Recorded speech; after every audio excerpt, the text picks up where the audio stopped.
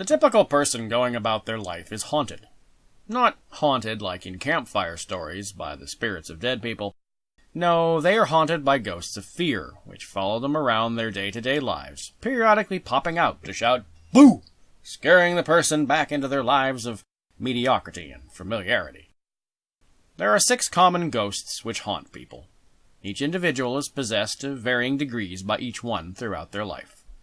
Let's have a look while each one visits. The most common apparition looks human, but only just barely. It's disturbingly thin of body, reminiscent of someone who's been held captive in a concentration camp. Its face is gaunt. Its eyes are hollow and lifeless, threatening to suck the life from you, should you make the mistake of ever staring into them. It's clothed in tattered rags which barely hang off its body. Its voice lacks any energy or vigor, instead sounding quite tired and indifferent. I am the ghost of poverty. I'll not allow you to acquire wealth, because it is evil, and only jerks make lots of money. You don't want to be a sleazy person, now do you? Forget about love, 'cause it's for suckers and saps, and will only get you hurt. And there is no joy in life. It's a miserable experience, and then you die. Get used to it. The next ghost has many forms. It usually shows up in the disguise of someone from your past. Perhaps a disapproving, judgmental parent or another family member. Maybe a teacher or a former lover. It might take the form of a person still near in your life or someone you haven't seen for years. They might even be long dead. It even has the same voice as their disguise. I am the ghost of criticism, and I need to let you know that you don't have what it takes to get what you really want out of life. You call that a plan? It has more holes in it than the plot of a poorly written novel. That dream isn't possible for the sorry likes of you. You'll never amount to anything. Along comes another ghost. A disgusting sight indeed. It's covered head to toe in boils, lesions, sores, pox, and other things we really don't want to think about. It's hacking and coughing and sneezing so much it's a wonder it can speak. But speak it does. I am the ghost of ill health. You really should get that terrible sniffle checked out. It's probably that horrible disease they were talking about on the news last night. Here comes another chameleon apparition, taking whatever form it knows will hurt you most. You can barely see it, as it keeps its distance and is almost transparent to the point of invisible. But you can still tell it looks like a parent, a lover, or maybe a best friend. I am the ghost of the loss of someone's love. You know you can't keep me in your life. At some point you will open your silly mouth and say something so deeply hurtful that I'll never be able to forgive.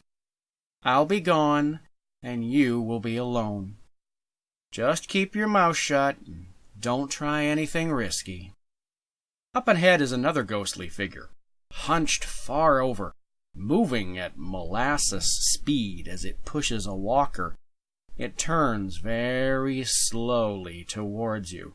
It looks as old as Methuselah. When it is finally facing you, it speaks as slowly as it moves in the voice of an ancient. I am the ghost of old age. It's too late for you. You cannot reach your dreams anymore. There isn't enough time and energy left in you. Might as well just sit down and wait for that one over there.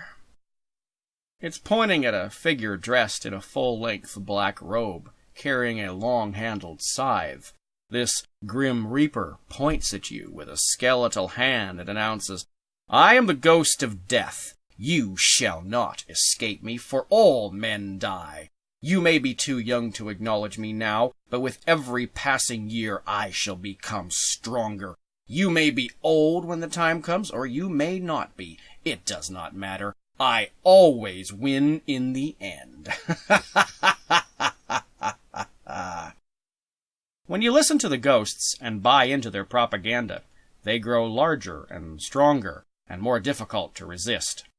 However, it is not too late. Whatever nonsense they may be yapping at you, it can be silenced, and they can all eventually be driven too far away to hear. The solution lies in all the previous steps of Think and Grow Rich and the Mental Cleanse program, teaching us how to think, how to retrain our mind, how to quiet the chatter, how to guard our minds, how to focus on the incredible outcomes we truly want. Day by day, diligent application will shrink the ghosts down smaller and smaller, quieter and quieter. Also remember, the ghosts of fear are just that, ghosts. They have no true substance, no true strength. You can step right through them as soon as you are ready to act stronger than whatever strength you give those ghosts.